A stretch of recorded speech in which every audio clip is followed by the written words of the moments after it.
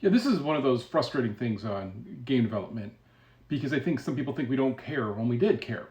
So we used a company, and I'm not going to name them because well, people we worked at Stray Bombay were friends with some of the people there, and I still run into some of the people from there on different message boards and communities where they're liked.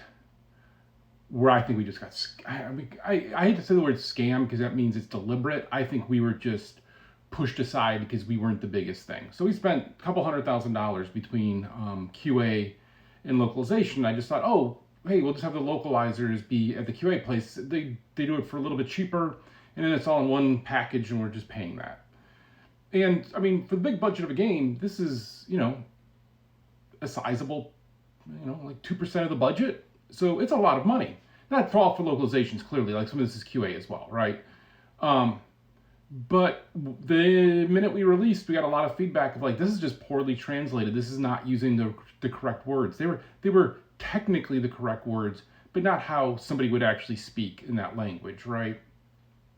And we've got limited people who speak different languages at our company. So our ability to test it when we were playing it was pretty low.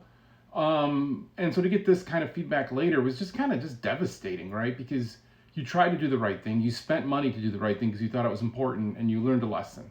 So how do we look at localization going forward is something that we've talked with. There's some people we talk with who help review some stuff. There's some programs now that kind of help with the process of it. And I could either spend tens of thousands of dollars and have it done poorly, or spend nothing and have it done poorly, right? So some of it is just listening to the feedback of native speakers. And so anyone's a native speaker of a different language that we translate to, let me know. Happy to share it with you when we do the new pass. We did the old pass by hand, a lot of it. And the new pass, I think, there's some software we're going to use. We'll see. I don't know, I'm a little disillusioned on that whole thing because you translate into a language because you're like, we might sell here. We sell a lot in China. But if you don't sell a lot there, is it because you poorly translated it? Like Germany is a big market for us, so we spend more time there, and we luckily have somebody who speaks German who reviews the lines, which I have to get them set up so that they can review them, and we hand fix them. Because there's this automated process that'll do it that is pretty good. Like it's the same level of what we paid the hundreds of thousands, tens of thousands of dollars for. But then we'll just make sure we go hand review everything.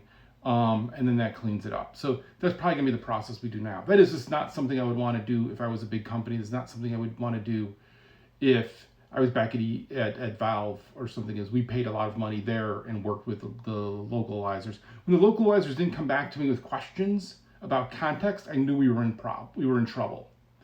I just knew that was going to be a problematic process then if they're not asking questions, because you have to understand the context for some of the words, right? I don't know, man. That one was a kick in the pants.